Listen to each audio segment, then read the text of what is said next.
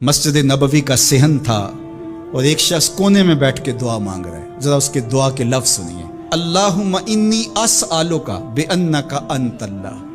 اے اللہ میں تجھ سے اس لیے مانگتا ہوں کہ تو میرا اللہ جو ہے.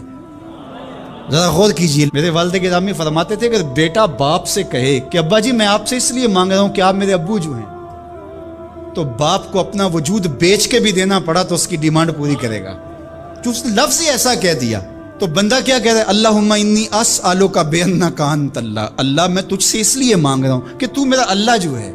لا الہ الا انت، تیرے علاوہ کوئی ہے بھی تو نہیں.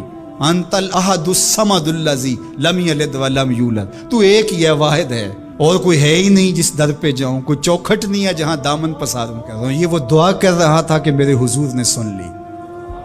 تو ایک صحابی کو فرمایا کہ یہ جو دعا کر رہا ہے اب جو مانگے گا اللہ عطا کرے گا.